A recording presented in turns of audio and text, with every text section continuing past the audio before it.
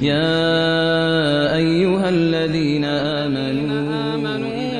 إذا نودي للصلاة من يوم الجمعة فاسعوا إلى ذكر الله وذروا البيع ذلكم خير لكم إن كنتم تعلمون. الحمد لله رب العالمين، والصلاة والسلام على سيدنا وحبيبنا محمد وعلى آله وأصحابه أجمعين. ئیمانداران و خواناسانی زۆر بەڕێز، ئینسان لە ژیانی دنیادا بێگومان ڕۆژگاری ژیانی وا پێویست دەکا کە داواکاری بەرامبەر بە خەڵک هەبێ.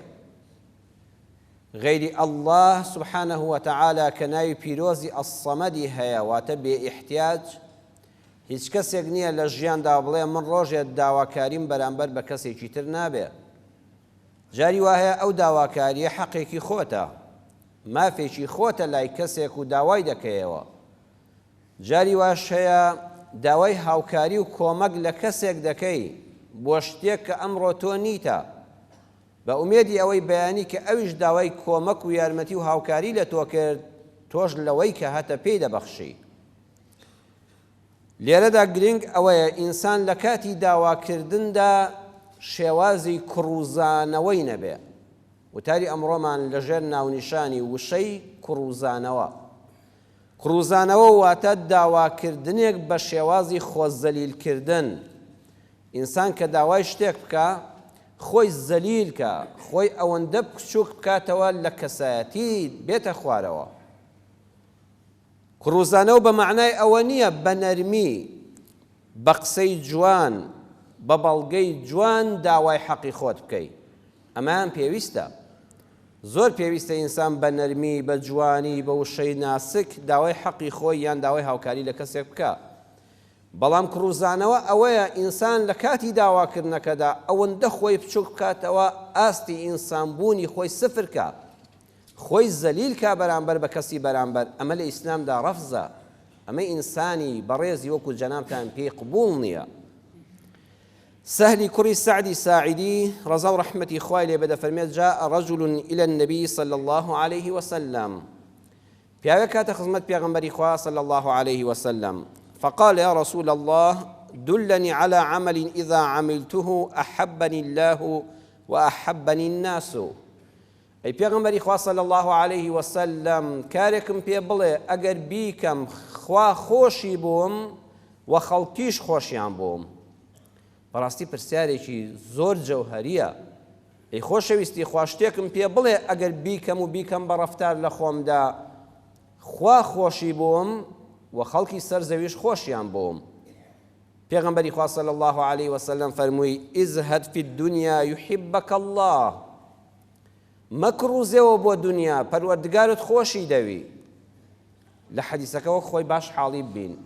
مەکڕوزێەوە بۆ دنیا، زاهید بە بەرامبەر بە دنیا ئەڵڵا خۆشی دەوی. معنای ئەوە نییە حەدیسەکە پێمان فەرمێ دنیات نەوێ بۆ ئەوەی قیامەتت هەبێ. ئیسلامی ئێمە ئەمەی تێدا نییە. زۆر کە زوال لە دین حاڵی بووە، ئەگەر موسڵمانی بە حەقمی نابێ نانی شەوت هەبێ. نەخێ پێغەمبەر صلی الله علیه و سلم نەیفەرموو بێ ئیحتیاج بە لە دنیا، مەکڕوزێەوە بۆ دنیا، یعنی دنیا هەموو شتێکت نەبێ، قیامەتی بۆ مەفەوتێنە. پیاوێک بە دنیاشت بوێ و قیامەتیش لەبیر مەکە. وەختی نوێژی جومعەیە جەنابەت ئەوە تا دوکان و بازار و کار و کەسابەتت بەجێ هێشتۆ هاتووی بۆ جومعەکەت، ئەوە وەڵامی پەروەردگارت دایەوە قیامەتت ئاوەدان کرد. بەڵام لە دوای جومعەکە مەڕۆ بخەوە، بڕۆ کەسابەتی حەڵاڵ بکە. فانتشروا في الأرض وابتغوا من فضل الله. خواده فەرمێ کە لە نوێژی جومعە چوویتە دەرەوە، هەوڵ بدەی شەکەت بەدەستەوە بگرەوە، مەڵێ مەی هەرمەیکە بە پشوو، بیکە بە کار و کەسابەت، بژێوی ژیانت پەیداکە، خوا ئەمەی پێخۆشە. بەڵام قیامەتت لە یاد مەکە. هەر کەسێ دنیاشی بوێ و قیامەتیشی بوێ، خوا خۆشی دەوێت. بەڵام مەکڕوزێەوە هەر بۆ دنیا، بەڵام بۆ قیامەت وازبێنی. وازهد فيما عند الناس يحبك الناس. پێغەمبەری خوا صلی الله علیه و سلم فەرمووی ئەگەر دەتەوێت خەڵک خۆشیان بوێ، مەکڕوزێەوە لەوەی کە لە دەستی خەڵکایە. حەدیسەکە دیسان مانای وانییە هیچ لە کەس داوا مەکە. ناوەڵڵا هەر یەکێک لە ئێمە پێویستی بە بەرامبەرەکەمان دەبێت داوای کۆمەک و هاوکاری لێ بکا بۆ شتێک کە ئەو هەیەی و من نیمە، هەروەها کەسانێکیش داوا لە من و لە تۆ دەکەن بۆ شتێک کە نیانە ئێمە هەمومان تەواوکەری یەکترین بەڵام پێغەمبەری خوا صلی الله علیه و سلم فەرمووی لە داواکردنە مەکڕوزێەوە ئەگەر نەکڕووزایتەوە بە ئەدەبەوە داوای شتت کرد خەڵک خۆشی دەوی کە کڕووزایتەوە لە بەرچاوی ناشرین دەبی هۆکارەکانی کڕووزانەوە یەکەمیان ئینسان گلەیی لە بارودۆخی ژیانی خۆی بکە ئینسان ئەگە وای لێ هات هەمیشە لە بارودۆخی خۆی ناڕازی بوو هەمیشە بە گلەیی بوو دائیمە لە لای ناڕەحەتی بوو دەمی بە وشەی کڕووزانەوە و لاڵانەوە و پاڕانەوە ڕادێ ژیان هەمیشە خۆشەویستانم لەسەر بارودۆخێک ناوەستێ دکتۆر محەممەد فەتحی لە یەکێک لە کتێبەکانیان بەسەرهاتێکی جوان و ڕووداوێکی ڕاستەقینەی پەند ئامێزمان بۆ باز دەکات دکتۆر محەممەد فەتحی دەڵێت کابرایەک هەبوو 4 کوڕی هەبوو ئەم پیاوەکو ئەم پیاوە بە تەمەنانی ئەهلی مزگەوت پیاوانێکی بە ئەزمون بوو دنیای دی بوو لە مەدرسەی ژیانە فێری زۆر شت بوو کوڕەکانی تازە پێدەگەیشتن و ساڵ بە دوو یەک ساڵە بە دوو یەکابوو بوون تازە گەنج و لاو بوون دایمە بێزار بوون هەمیشە ڕەخنەگر و ناڕازی و کڕووزانەوەیان هەبوو باوکەکە ویستی دەرسێکیان پێدا بدا بەڵام دەرسەکە ئەوە نەبوو دایاننیشێنێ لە 10 دەقەدا ئامۆژگاریان بکە وتارێکیان بۆ بدا لە ماوەی 1 ساڵە ئەم دەرسەی پێوتن لە 1 ساڵە هەموو شەوێ ئەم دەرسەی پێوتن نا لە 4 جەلسەدا لە ماوەی 1 ساڵە دارێک هەبوو لە گوندەکەیاندا لە دەوروبەریاندا دارێکی گەورە و ناسراو بوو وەرزستان بوو وەکو ئێستا بە کوڕە گەورەکەی وت کوڕی خۆم بڕۆ سەیری داری فڵان شوێن کە دارە گەورەکەی فڵان شوێن و وەرەوە وەسفێکی ئەو دارەمان بۆ بکە کوڕەکە لەسەر ئەمری باوکی چوو تەماشای کرد و هاتەوەتی باوکە گیان دارێکی وشک و بێکەڵک و ڕەق و تەقا هەر چیلکە و چاڵە زستان دار وایە وتی کوڕم تاوە پەیامەکەت گەیشت وەرزی بەهار بوو تازە دوای نەورۆز و ئەوانە کوڕی دووەمی ناوتی کوڕم بڕۆ سەیری فڵان دارکە وەرەوە بۆم باس کە دارێکی چۆنە هاتەوەتی باوکە وەڵات جوانە تازە چرۆی دەرکردووە خەریکە چرۆکانی دەتەقێ و شین دەبێت سەرەتای هاوین بوو کوڕەکەی سێمی ناوتی وەسفی ئەو دارم بۆ بکە ئەویش هاتەوەتی وەڵا باوکە ئەوە گەڵای دەرکردووە گوڵی کردووە یەک بۆنی خۆشی هەیە هەر شیرینە لە لای دانیشی و تەماشایکەی کوڕی چوارەمی سەرەتای پاییز نارد کە هاتەوەتی وەڵا باوکە پەلەکانی داهاتوە ئەوەندەی میوە بەرهەم گرتووە بەخوا دارێکی بەنرخە وتی دەی کوڕم هەر چوارتان دانیشن بە ئامۆژگاریەکەی ئێستا تەواوکەین ئەوە ژیانە کوڕی گەورەم تۆ کە لە زستان ناچووی سەیری ئەو دارت کرد هاتێەوە وتت دارێکی ڕقی تەقی بێکەڵکی هەرچین کەوت چاڵە چونکە وەرزەکە وا بوو کوڕی دووەم کە لە بەهارە چوتی باوکە چرۆی کردو جوانە کوڕی سێم وتی گەڵاکانی کردوتەوە بۆنێکی خۆش لە گوڵەکانی دێ کوڕی چوارم کە تۆ چووی وەختی بەرهەم بوو چاولێ حاصڵاتت چاو پێکەوە چەند دڵت پێی خۆش بوو وتت بەخوا باوکە دارێکی پڕخێر و بەرەکەتە وتی کوڕی خۆم ئامۆژگاریەکەم ئەوەیە من دایمە هەز دەکەم ئێوە دەکڕوزێنەوە لاوانەوەتان هەیە وا مەبن نابێ حکم لەسەر کەسێک لەسەر پیشەیەک لەسەر حکومەتێک لەسەر بارودۆخێک بدەی لە یەک مەوقیفە ئەها کەسێک دەبینی جاری وایە تۆ یەک جار پێویستێکت پێی ببووە وەکو پێویست لەو کاتەدا ڕەن بە دەرونی تەواو نەبوو بێ مشکلەیەشی هەبوو بێ بەدەستەوە نەبوو بێ بڵێ مادام فڵان کەس ئەو جارە جواب بینابمەوە شەبێ هەتا ماوە مەرحەبایت ناکەم لە یەک مەوقیفا بڕیان لەسەر کەسێک مەدە ڕەن بێ ئەوە پاییزی ئەو کاتە زستانی فڵان کەس بوو بێ کاکە ڕەن لە خۆی تووڕە بوو بێ لە تۆ تووڕە نەبووە لەو حاڵەتە بەرچاون نەکەوێت قەتعی عەلاقەی لەگەڵ بکەیت چونکە ئەو جارە باشی جواب نەداومەوە تەواو پاییزیشی هەیە تۆ جارش کە بچۆ بۆ لای بزانێت چۆن ئینسانێک کە دەگۆڕێ لەسەر پیشەیەک ئیوا هەیە 10 مانگ پیشەکەی زۆر باشە هەر بۆ کەس باسی ناکە بڵێ لەخوا بە زیادەواریداتی باشم هەبووە 2 مانگ بێ ئیشی هەبێت لەو ساڵەدا دەڵێ کوڕڵە کاکە هەر کەس سابەت ئەو دەوری نەماوە بەخوا باوکم ئەم پیشەیە من هەرەوە تا پێی دەژێ هەر بە عەمەل نەماوە ئەوەندە مەکڕوزیەوە تۆ لە وەرزی زستانەکەی سەیرت کردووە ئەی بۆ سەیری پاییزەکەی ناکەی کە وەختی حاصڵاتە بۆ دەمانگی بەرهەمەکە نەدەبینی حکومەت دەبینی ئەمە مەدحێنێ بۆ حکومەت و دەسەڵات بەڵام جاری وا دەبینی یەک کەم و کوڕیەک هەیە بەڵام دەست چاکەشەیە ئەمن و ئەمانێک هەیە حرمەت و ڕێزێک هەیە ئازادیەک هەیە ئەمانە جاری وای ئینسان هیچی نابینێ هەمووی زەربی سفر دەکات ئەڵە جاری وا موچەنێت تۆ حەقی خۆتەوە بکەی بەڵام هەمووشی زەربی سفر نەکرێ باشە بە ویژدانەوە بارودۆخێک چەند ساڵ کار و کەسابەت و بازا باش دەبێت جاری وا بارودۆخێک دێتە لە ئاراوە ئەبێ میلەتیش خۆراگر بێ لەو مەسافەدا ئەوەندە نەکڕوزێتەوە خۆی زەلیلی بەرچاوی گەلانی دنیاکە هەمیشە لە مەوقیفێکە نە کەسێک نە پیشەیەک نە حکومەتێک نە بارودۆخێک هەڵمەسەنگێنە لە هەر چوار وەرزەکەدا سەیریکە. جاری وایە یەک ئیشە دوو کەس دەیکەن بەڵام تێڕوانینیان بۆی جیاوازە. ئەڵەن ڕۆژنامەنووسێک لەسەر بینایەکی بەرز لە کرێکارێکی پرسی گوزەران و ژیانت چۆنە؟ کابرای کرێکار کەوتە هەڵڕشتنی زوخا و ناڕەحەتی و ناسۆریەکانی ژیانی خۆی. وتی وەڵڵاهی ئەوە ژیان مەکە تۆ دەیبینی، ئەوە ژیانە لەسەر ئەم بینا بەرزە ژیانم لە مەترسیدایە و هەتانانێک پەیدا دەکەم. ئەوە خاوەنی بینایە لەناو ئەو سارە ئۆتۆمبیلە مۆدیل بەرزەدا، ئەوە ژیانی منە، ئەوە ژیانی ئەوە، ئەو خاوەنی هەموو بیناکەیە، منیش خاوەنی ڕۆژانی خۆمم. لەولاترەوە لە قاتێکی بەرزتریش و شوێنێکی ناڕەحەتتریشا ڕۆژنامەنووسەکە لە کرێکارێکی کەی پرسی، وتی لەگەڵی شوکارە چۆنی؟ وتی هەزار جار سوپاس بۆ خوای گەورە، زۆر باشم، حەمد و سەنا بۆ خوا، برام چانێ لەشم ساغە و دەتوانم کار بکەم، چەند گەنجی وەکو من هەیە نوقسانە و ناتوانە کار بکە، حەمد و سەنا بۆ خوا، برام ئیشم دەستکەوتووە، ئەی ئەگەڵ ئەم بینایە نەبووایە و ئەم ئیشە نەبووە من چیم کردایە لە ماڵەوە، خەفەتم بخوادایە، سوپاس بۆ خوا چانێ خوای گەورە ئەم ئیشەی ناردووە، حەمد و سەنا بۆ خوا کە ئەم بینایە تەواو بوو، ڕۆژێ بەلایە تێپەڕیم شانازی دەکەم، ڕۆژێک کرێکاری ئەم بینا بەرزە و کۆشکە گەورە بووم، خۆم هەست بە مرتاحی دەکەم کە ڕۆژێک چەند بلۆک و ئیشێک من کردومە تێیدا. ئەمە دوو کەسایەتین، هەر یەک ئیشە یەک کارە، ئەمیان چۆن دەکڕوزێتەوە، ئەویان چەند هیممەتی بەرزە. هەر یەکێک لە ئێمە کە ئەم دوو نمونە دەبینێ کامیانت خۆش دەوێت؟ ئەو کەسیانت خۆش دەوێت کە هیممەتی بەرزە، کە ئینسانێکی چالاکە، کەورەی نەڕووخاوە، بەڵام هەمومان ڕقمان لەو کەسەیە کە دەکڕوزێتەوە. بۆیە هیچ کات لە ژیانە مەکڕوزێەوە لەبەر خەڵک، ناڕزایی دەرمەبڕە بەرامبەر بە کارەکەت، بە پیشەکەت، بە داهاتەکەت، چونکە لە لای خەڵک خۆشەویست ناوی. خەڵک هەموو بەعام ڕقیان لەو کەسانەیە کە ناڕازین لە خۆیان، کە ناڕازین لە ژیانیان، کە ناڕازین لە خانوویان، کە ناڕازین لە داهاتیان، هەر دەکڕوزیانەوە، خۆ خەڵک هیچت ناداتێ، بەڵام لەبەر چاوی ناشرین دەبی. ئاگەل لە کەسایەتی خۆت بێ بەڕێزم. دووەمیان هیممەت و ئامانج و تێڕوانینی بچووک مای کڕوزانەوەیە بۆ شتی بچووک.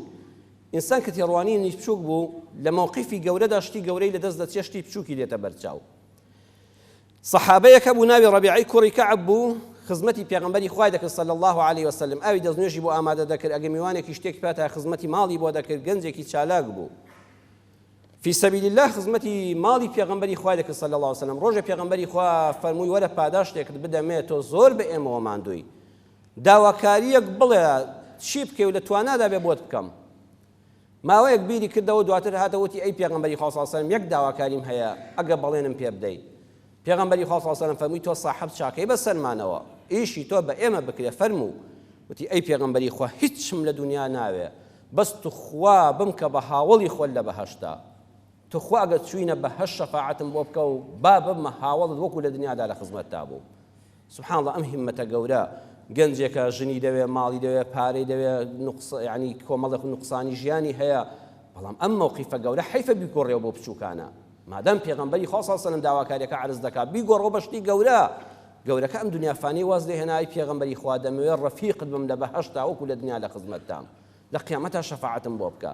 پێغەمبەری خوا فەرمووی تۆش زۆر نوێش بکە، یارمەتیم دە بە سوز دەبردنی زۆر پێویستی خوا لە قیامەتا بەیەکەوە دەبین.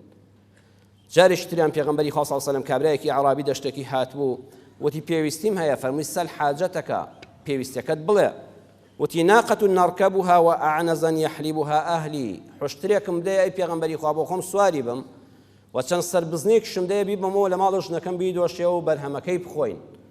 پێغەمبەری خوا صلی الله علیه وسلم دایە. دواتر فەرمووی ئەعەجەزتم ئەن تەکونوا مثل عەجوزی بەنی ئیسرائیل، حەیف بۆ ئێوە وەکو پیرێژنەکەی بەنو ئیسرائیلتان پێ ناکرێ.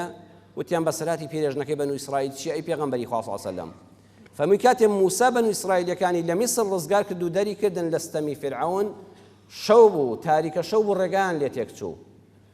فەرمووی چۆن ڕێگاکە بدۆزینەوەتیان؟ ئەی پێغەمبەری خوا صلی الله علیه وسلم، ئەی موسا پێغەمبەر سەلامی خوا لەسەر بێ، مەیتی تەرمی یوسف پێغەمبەر لەناو ئاوی نیلدا لە شوێنێکە شاراوەتەوە. وەختی خۆی فەرموویەتی خوایە هەر پێغەمبەرێک کە دێ و دەیەوێت لەم وڵاتە بڕواتە دەرەوە ڕێگای لێون بێت تا مەیتەکەی من لەگەڵ خۆیدا دەباتە دەرەوە. ئەم حەدیسە لە صحیحی ئیبن حیبانە هاتووە. فەرمووی جا چێ شوێنی مەیتەکە و تەرمەکەی یوسف پێغەمبەر دەزانێ؟ وتیان وەڵڵا یەک پیرێژنی بە تەمەن ماوە چۆتە ساڵەوە ئەو دەیزانێ. ناردیان هێنایان. فەرمووی پێم بڵێ مەیت و تەرمەکەی یوسف پێغەمبەر سەلامی خوا لەسەر بێت لە سندوقێکا لە شوێن نێژراوە لە پەنا ئاوی نیلدا. وتی تا کرێکەم نەدەیتی ئەی موسا پێ ناڵێم. حەزەتی موساوی زانی داوای پارە دەکات. پیرێژنێک لەو تەمەنەدا عادەتەن پێویستی بە پارە هەیە بۆ ژیان، تموحی زیاتر دەبێت لە گەنجێک. فەرمووی داواکاریەکەت چییە و خێرا پەلەمانە پێمان بڵێ. وتی دەبێ وعدم بدەیتێ ئەی موسا لە بەهەشتا لەگەڵ تابم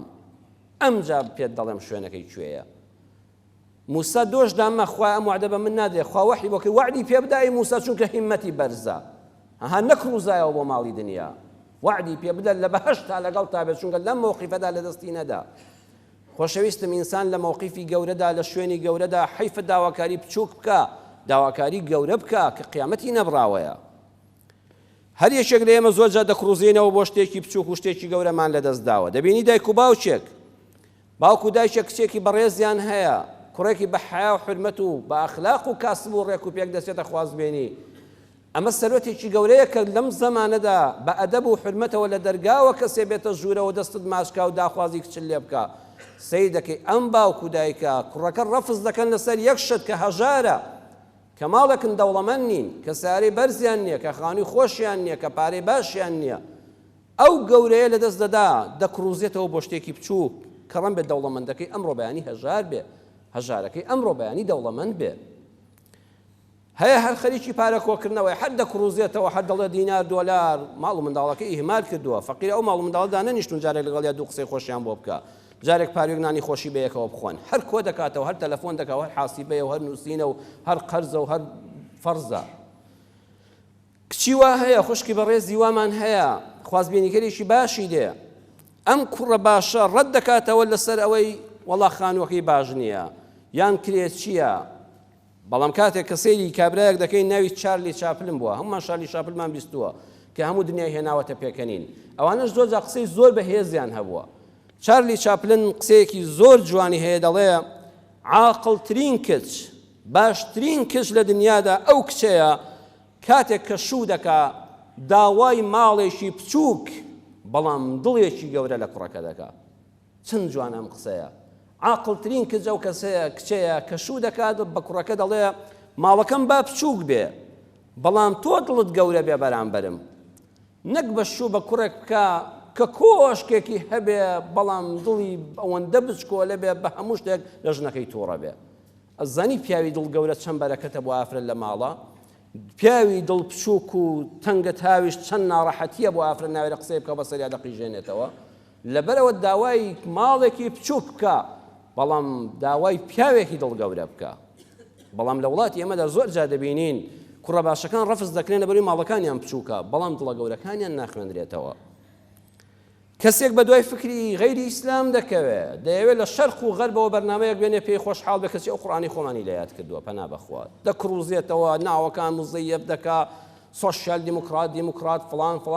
کەسی ئەو قورئانە پیرۆزە ئەو مەنهەجی ئیسلامی پێ لە پەنا خۆت لەبەر دەستی خۆتدا ئاشنا بە کولتور و گەلوونەتەوە و خاچی خۆت دەکڕوزێتەوە لەبەر ئەوانە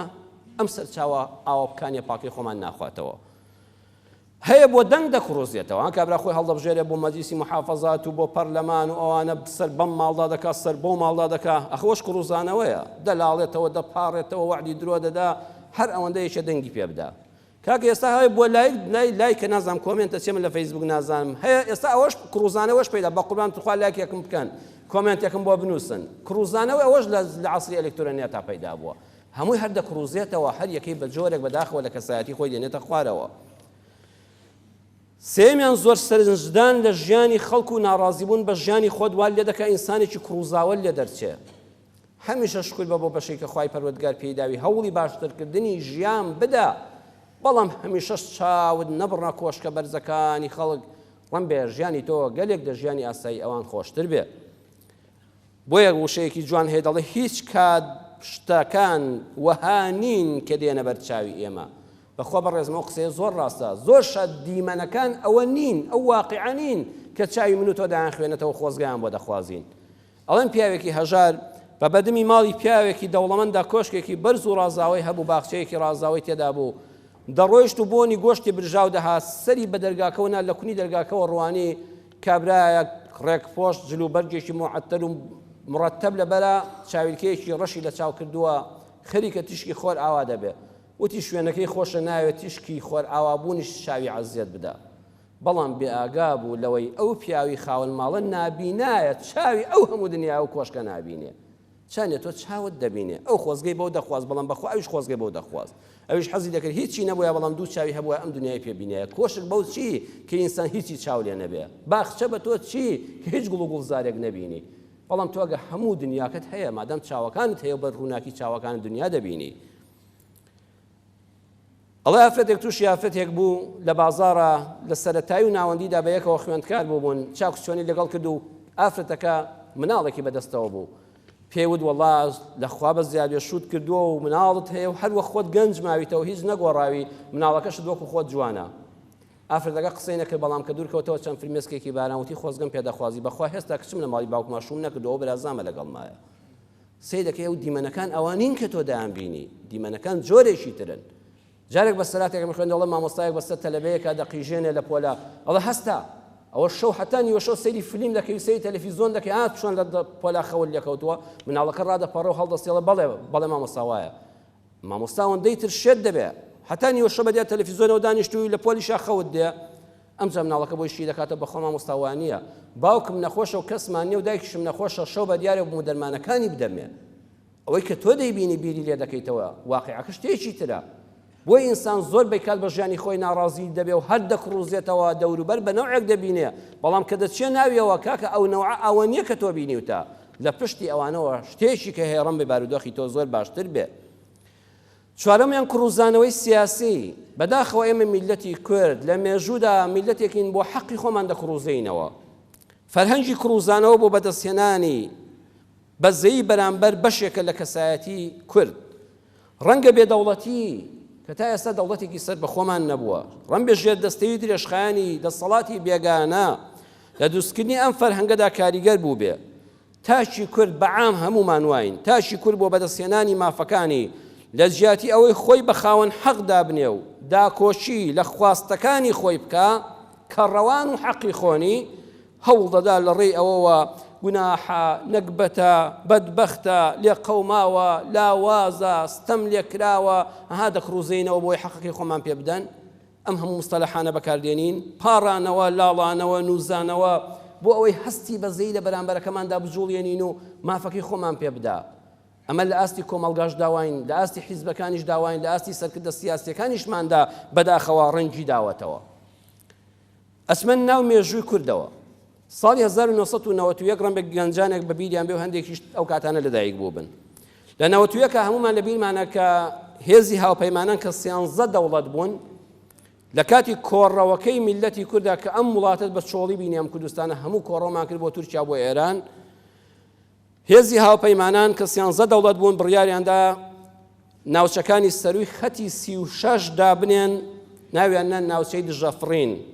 نۆ فلای زۆن ئەو ناوچانەی کەوا فڕۆکەی عێراقی قەدەغەیە پێدا بفڕێ بەهۆی ئەوە خەڵکی کوردستان گەڕایەوە شوێنەکانی خۆیان و کوردستان تا ڕادەیەک ئارام بووەوە لەو 13 دەوڵەتە 10 دەوڵەت داوایان لە ئەمریکا و لە بەریتانیا و لە فەڕەنسا کرد با هێڵی 24 دابنین بۆ پاراستنی کوردەکان هێڵی 24 بوویایە لە هێڵی 24 کەرکووک و سلێمانیش بەردەکەوت ئەو کاتە فڕۆکەی عێراقی نەیدەتوانی بێتە سەر کەرکووک و سلێمانیش بەڵام ئەمریکیەکان بە تایبەت بەریتانیەکانیش و فەڕەنسیەکانیش پشتیوانیان لێکرد ڕەفزیان کرد وتیان نەخێر هەر دەبێ هێڵی 36 بێ نابێ خەت و هێڵی 24 بێ لەبەر دوو مەبەست دواتر دەرکەوت یەکەمیان بۆ ئەوەی هاوسنووری ئێران نەبن چونکە ئەمریکا و ئێران بە درۆ دوژمنی یەکن هیچ کە نانوێ هاوسنوور و تەری بەرە ڕووی یەک ببنەوە بەڵام ئیعلامەکە وا دەخوازێ دووەمیشیان بۆ ئەوەی لە هێڵی 24 کەرکووک دەست کوردەکان نەکەوێتەوە نەوتی کەرکووک و داهاتەکەی بۆ کورد نەبێ ئێمە لە 91ەوە بە زمانی ئێستامان هەل لەسەرە بەڵام سیاسیەکانمان درەنگ درکی پێ دەکەن ئەو کاتە ئەمریکیەکان و هاوپەیمانەکانی بە تایبەتی ئەو 3 دەوڵەتە 10 دەوڵەت پشتیوانیان کرد ئەوان ڕەفزیان کرد وتیان نابێ هەڵی 24 بێ بۆی کەرکووک و نەوتی کەرکووک نەکەوێتەوە دەست حکومەتی هەرێم هەر لە دەستی حکومەتی ناوەندی عێراقیدا بمێنێتەوە جا سەدام بیان هەر کەسێک بێ بەداخەوە هەرچەند ئەوانە دیفاعیان لە ئێمە کرد خەڵکێکی زۆر لە سای ئەواندا پارێزرا لە کوردستاندا ئەوانە پێیان دەوترا هێزی ئەرکی هاوبەش بە سەرکردایەتی جەنەڕاڵێکی ئەمریکی ناوی شارکاشفیلی بوو شارکاشفیلی لە 24 حوزەیرانی 91 کارەکەی لە کوردستان تەواو بوو لەجێ ئەوان کۆمیتەی هاوئاهەنگی سوپایی MCC هات دامەزرا یەکەم جار لە سلۆپی بوو لە تورکیا دواتر هاتە زاخۆی کوردستانی عێراق کاتێکە جەنەڕاڵ شالکاشڤیلی ڕئیسی هێزی ئەرکی هاوبەشی ئەمریکیەکان کارەکەی لە کوردستان کۆتایی پێهات لە سۆلاف سەرکردایەتی سیاسی کورد و حیزبەکان و بەرپرسەکانی کورد ئاهەنگێکیان بۆ وەکو دەستخۆشی و حرمەت و ڕێزێک بۆ بەڕێکردن و خواحافیزی لێکردنی لەگەڵ تەواوی گەورە ئەفسەرانی هێزی ئەمریکا و هاوپەیمانان لە هاوینە هەواری سۆلاف ئاهەنگێکیان بۆ دروست کرد ئێوارەخوانێکیان بۆ دروست کرد بوو ئەڵێ ئەو کابرا وتارێکیدا کە وتارەکەی جێگەی هەڵوێستا لەسەرە باسی کڕوزانەوە دەکەم کڕوزانەوەی سیاسی کورد وتی کوردستانی یەکەم وڵاتی دنیاە ئەو پیاوە ئەمریکیە دەڵێ ئەو جەنەڕاڵە وتی کوردستانی یەکەم وڵاتی دنیاە کە خەڵکەکەی بە خۆشەویستیەوە پێشوازیمان لێ بکەن پێشوازیان لە سوپای ئەمریکی بکەن بە خۆشەویستی و باوەش بۆگرتنەوە و گوڵبارانکردنەوە ئێمەی ئەمریکی سوپامان چوێتە هەر شوێنێکی ئەم دنیاە غەیری کوردستانی لێ دەرچێ بە ناڕەزایی و بە هێلکەباران و تەماتەباران پێشوازیمان لێکراوە و خەڵک هەوڵی کوشتن و دەرکردنی داوین ئێوە تاکە هێزن لە دنیادا گوڵبارانتان کردوین و ئامێستان بۆ گرتوینەوە لە هەموو دنیادا شتیوان نەبووە بۆ سوپای ئەمریکی ئەوە کرابێ بۆ سوپای هاوپەیمانان ئێمە ئیشمان تەواو بوو من بەیانی دەڕۆمەوە بە وڵاتی خۆم تکاتان لێ دەکەم سەرکردەکانی کورد ژن و منداڵ مەرنێرنە سەر ڕێگاکانمان و خۆتان زەلیل مەکەن چونکە ئێمە بە پاڕان نە بە پاڕانەوە هاتوین نە بە پاڕانەوەش دەمێنینەوە ئیشی ئێمە لەسەر استراتیژ و بەرنامەیە ژن و منداڵەکانتان مەنێرنە سەر ڕێگاکان و یەخە بە سیارەکانمان بگرێ کاری ئێمە هەمووی بە بەرنامەیە بەڵام ئێمەی کورد ئیسفادەمان لەوە نەکرد هەر ڕۆژی دوای ئەوە زۆربەی سەرۆک هۆز و ڕێز عەشیرەت و مەلا و شێخی ئەم کوردستانە چوبوون بۆ لای داوایان لێ کرد بوو توخوا ئەمریکا بابەتەنها بەجێمان نەهێڵێ ها فەرهەنگی کڕوزانەوەمان هەر هەیە لە جیاتیەوەی کە ئێمە حەقی خۆمانە پارێزراو بین ئێوە غەدرتان لێ ئێمە کردو کاتی خۆی کوردستانداندا بەش کردووە حەقی خۆمانە بمانکەنەوە بە دەوڵەت وەکو پەرتان کردوین دەپاڕانەوە لیان ئەو هەموو سەرۆک هۆز و بەناو بانگلیزانە و مەلاو ئەوانە دەیانگوت تخوا بە ئەمریکا بەتەنها بەجێمان نەهێڵێ بەڵام بیرمان لەوە نەکردبەوە ئەوە سیاسەتە ئەوە استراتیژی کارە پەیوەندی بە پاڕانەوەی تۆ نییە تەنها خۆ زەلیلکردنە ڕۆژەوەتانی لەسەر موچەی خۆمان ئەها کورچی لێ هاتووە ئەو کوردەی لە 91 نانمان نەبوو سنووک لە وڵاتی خواردبوو گەنم لە ماڵەکاندا نەبوو ئاردمان نەبوو موچەخۆرانی ئێمە دەیانگوت سەری بەرزمان بۆ موچە نەوی ناکەین عێراق هەموو دەم دەستگاکانی کشاندەوە لوتی شکا ئێستا کانە ئەوەتانێ هەر ڕۆژە 2 حیزب دەچن ڕۆژە 3 حیزب دەچن ڕۆژە یەکێش کە دەچێ بە قوربانتان بن بە ساقەتان موچەکە بنێرن کابراش چۆن خۆی فشکردوێتەوە وەکو قەل هەر ڕۆژە بەهانەیەک دەگرێ هەد فەرهەنگی کڕوزانەوەی لە کووردا زیندوو کردوێتەوە وامان لێ دەکات زەلیلمان دەکا بەم کڕوزانەوە یعنی پەرد بووین دەنگەکانمان بڵاون خەڵک حەقی خۆیەتی خەڵک حەقیەتی داوای موچەی خۆی بکە کە مافێکی ڕەوای ئاسایی خۆیەتی لە جیاتی ئەو کاری کە دەیکا پێی بدرێ بەڵام من بابەتەکەم لەسەر ئەوەیە ئەها کورد چۆن بە زەلیلی ڕوو لە بەغا دەکاتەوە بەغاش جوابی ناداتەوە بە پەرتی دەڕۆین هەر یەکەیان دەچێت زەمی لایەنەکەی کە دەکا ئەویان دەچێت ئەویان درۆ دەکا وامان لێ هاتووە بەو کڕوزانەوەیە داوای حەقی خۆمان ڕەوای خۆمان کە خەد مادەم عێراقیم تۆ ناڵی وڵاتی سەر بە خۆن نابێ عێراقی بەڵێ دەیفەرموو وافی هاوڵاتیکی عێراقیم دەبێ بدەیە بە ئەرگ لەسەر شانت نەک بە کڕوزانەوەی خۆم جارێش کە ئێمە فەرهەنگی کڕوزانەوەمان تێدا بەداخەوە زیندوو دەبێتەوە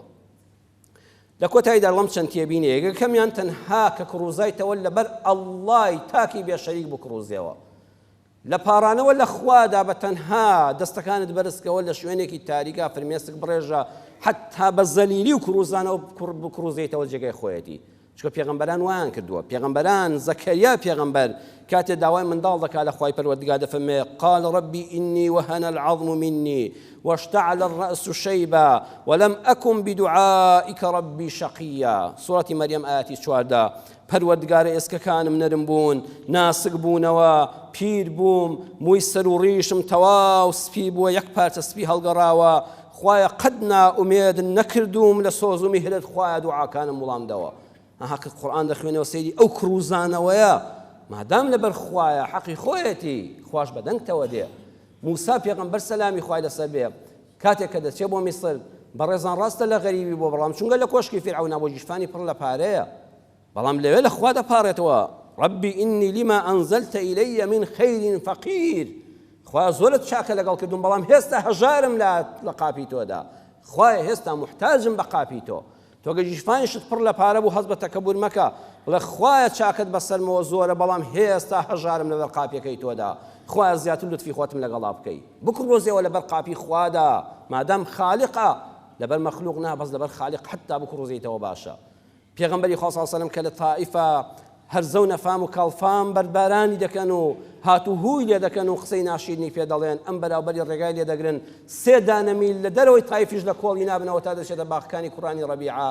پیغمبری خاص صلی الله علیه و سلم بزانت چۆن دەکروزێتەوە لەبەر خوا اللهم إني إليك أشكو ضعف قوتي وقلة حيلتي وهواني على الناس أنت رب المستضعفين وأنت ربي يا أرحم الراحمين إلى من تكلني سيدي أم بارانوا خوايا من كسمني خوايا من بيا كسم خوايا تو أرحم الراحمين خوايا بشم دسبيري هانا وشبرم پنا وشبرم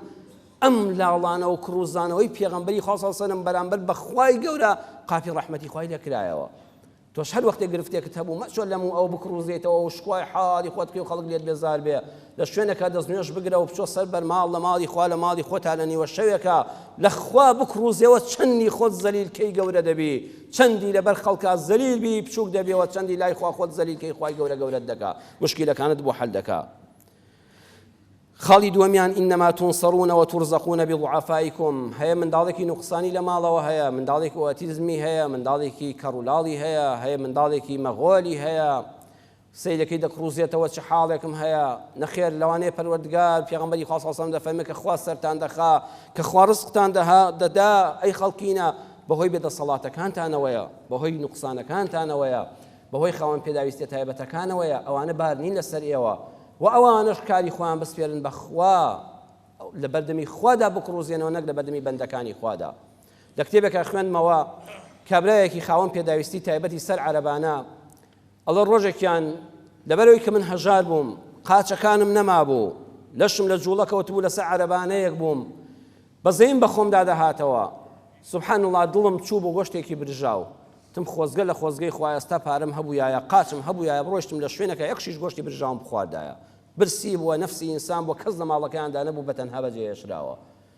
ئەڵێ وەڵڵی ڕوون کردە خواوتم خوای پەروەردگار خۆ من کەسم نییە ئێستا پەنای بۆ بەرم تۆ نەبێ یا ڕەبی خوایە بە ڕەحمەتی خۆت دەرگای خێرم لێ بکەیتەوە نەفسی ئینسان جەریە بۆ چی شتێک دەچێت ئەڵێ هەمووی چارەکێکی پێ نەچوو کابرایەک لە دەرگایدا و هاتە ژوورەوە ئاشنایەکی کۆم بووتی وەڵڵاهی گۆشتم دەبرژان لە ماڵەوە لەو کاتەدا یادی تۆم کردەوە وتمە شەی بۆ فڵان کەسی بەرم 4-6 گۆشتم بۆیە ناوی سبحان الله يعني لە ماڵی خۆی دەیخوا ئەم لێرە نزاکە دەکا و دەکروزێتەوە لە خوا ئۆتۆماتیکی خوا دەیخاتە دڵی فڵان کەسەوە فڵان کەسی برادەرت لە یاد بێ بڕۆ بۆ ماڵەکەی ئەم گردونە ئەڵڵا بەڕێوەی دەبا بەڵام ئێمە ئەوەندەی جاریوە لە عەبدەکان دەکروزێنەوە لە ئەڵڵا ناکروزێنەوە بۆی ئیشەکانمان بەڕێزان ڕایی نابن لە سەرمەرگا بکڕوزێەوە ئەو کەسی کەوا لە دەگاتە حەدی سەرمەرگ کەوا ژیان خەریکە بەجێ دێڵێەوە وەکو پێغەمبەری خوا صلی الله علیه و سلم لە سەرمەرگا دەکڕوزایەوە لە خوادا دەیفەرموو اللهم اغفر لي وارحمني خوایە لێم خۆش بە خوایە ڕەحمم پێ بکە اللهم أعني على سكرات الموت خوایە پەروەردگار لە کاتی ڕوحکێشانە ئاگال لێم بێ و بەهانا و هاوارمەوە وەری لەو کاتەدا کە ئینسان دنیا بەجێ دێڵێ هەمیشە مردن لە یاد بێ و داوای ڕەحم و سۆز و میهرەبانی پەروەردگار بکە خاڵی کۆتاییش ئەوەیە شەر نییە هەر کەسێکی شت بینی دەکڕوزێتەوە ڕاستیش بکە زۆر جار ئەوانەی کە ئاوا زۆر خۆیان زەلیل دەکەن بەو حەدە نین ئینسانە فەقیرە بەڕێزەکان کەسایەتی خۆیان لە کەدار ناکەن داوا دەکەن بەڵام لە سنوورێکی معقولە ئەو کەسەی کە زۆر دەکڕوزێتەوە و زۆر دەلاڵێتەوە و سوکاتی بە نەفس و کەسایەتی خۆی دەکا زۆر جار ئەوە ئەسڵی فەقیرەکە نییە کابرا کتێبێکی کوڵاوی بابردوو دکتۆر ئیدریس عەبدوڵڵا بە حورمەتەوە پێشکەش کرد سوپاسی دەکەم زۆر بەسەراتی خۆشی تێدان دکتۆر ئیدریس عەبدوڵڵای خۆمان دەڵێ ئەحمەدی کوڕی تۆلۆن هەبووە والی بووە لە میسر ئەحمەدی کوڕی تۆلۆن یەکێک بۆ لەوانەی پیاشکی عادل و دادپەروەر بووە و پیاوێکی بەسام و هەیبەت و میلەتەکەی خۆشی خزمەت کردەوە و میلەتیش خۆشی ویستووە ئەحمەدی کوڕی تۆلۆن ڕۆژێک لەناو باخچەکەی خۆیدا لەگەڵ خەدەم و حەشەمەکانی دادەنیشێ خەریکی نانخواردن دەبێ سەی دەکات لە دەرەوەی باخچەکەیدا کابرایەکی جل شەڕ زۆر شپڕێ و حاڵسەر و قشت چڵکن دانیشتووە سەیری پاشا و دار و دەستەکەی و خواردنەکەیان دەکا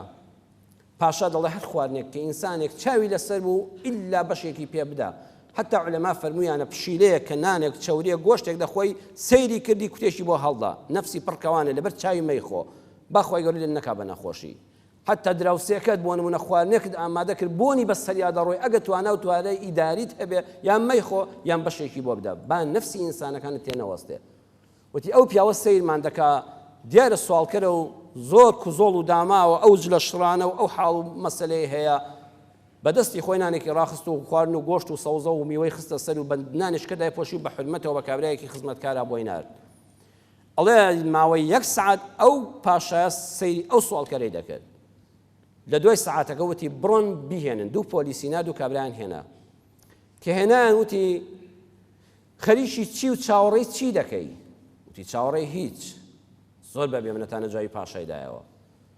وتی ئەو نامانەی پێتە و بۆ هەر کارێک هاتووی پێش ئەوەی حەز ناکەم سزات بدەم و ئەشکەنجەت بدەم تکایە ئاشکرایکە. کابراوتی کاری چی؟ بە تووڕێیەوە دیسان. وتی من تکال لێ دەکەم بۆ هەر کارێکیان ناردووی بۆ هەر کارێک هاتووی ئەو نامانە ئەو جاسووسی پێتە بەخۆشی پێمان بڵێ باشترە دەنا دڵنیا بە لەژێر ئەشکەنجەدا پێت دەدرکێنم. کابرا لەرزی زانی کە خەریکن پۆلیس و ئاسایشەکانی لێی کۆ دەبنەوە وڵات دەستی کرد بە یەخەی کراسە دڕاوەکەیدا و کۆمەڵن نامەی بچووکی دەرێنا کە لەلایەن کەسانێکی نەیاری پاشاوە داهاتنە ناو کۆشکی پاشاوە وەکو ئینقلابێکی عەسکەری لێ بکرێ. ئەڵە کابرا لەرزی و اعترافی بە هەموو شتێک کرد. ئەوانەی لە دەوری موکتیان قوربان خۆ بەخوا نەوەحی پێغەمبەران دێت چونکە پێغەمبەری خوا کۆتایی پێ هاتووە ئەبێت تۆ جەنابەت کەراماتی ئەولیات هەبێ وتی نە بەخوا لە پیاوچاکانی واژ نیم کەراماتم هەبێ نەوەحیشە و نە کەراماتیشە. وتیان ئەی چۆن زانیت ئەم کابرا شڕۆڵ و کوزۆڵ و سوالکەرە جاسووسە؟ وتی کاتێک کە نانەکەتان بۆ برد دیقەتم دا وتم ئێستا بزانە چەند خۆشحاڵ دەبێ بەڵام هەستم کرد بە لالووتێکەوە نانەکەی وەرگرت وەکە هاڵی بچڕی زۆر بێم نەتانە چەند کوتێکی لێ خوارد و هیچ دوعا و پاڕانەوەیەکی نەکرد. بۆم دەرکەوت ئەم کابرایە تێرە، ئەم کابرایە فەقیری حەقیقی نییە، فەقیری ڕاستەقینە بووە یەکەم جار لە خوا دەپاڕایەوە دوایی زۆر بە تامەزرۆیەوە پەلاماری خواردنەکەی دەدا زۆر بە عەشقەوە دەی خوارد. هەستم کرد ئەم پیاوە زۆر بێم نەتانە دەست بە و نانە دەبا. پاشان کە بانگم کرد فەقیری حەقیقی دڵناسکە ئەمە زۆر چاوقایم بوو هیچ شەرموشکۆی نەبوو ئەمە دیارە پێشتر پلەی سەربازی و مخابراتی هەیە لە دەستگا جاسووسیەکاندا کاری کردو زۆر چاوقایمانە چاوی تێدەبڕیم و وەڵامی دەدامەوە. پیاوی فەقیری سوالکە دڵناسکە بۆ خۆی هەر سەر زۆڵ دەکات جوابیش پێ نادرێتەوە. بۆیە دڵنیا بووم کە ئەم کابرایە فەقیر نییە لەژێر ئەم بەرگەدا خۆی مەڵاز داوە دەیەوێت کارێکمان پێ بکات کارەکەشمان کەشف کرد. سەیریکە پیاوی عاقڵمەند بۆیە دەکرێت دەبێت وریاش بی شەر نییە هەر کەسێکیش خۆی بە کزۆڵی بەجلی کزۆڵ بە لاڵانەوە بە فەقیرانە نیشاندا ڕاستەقی نەژوابێ ڕەنبێ لە پشتی ئەوەشەوە کارێک هەبێ.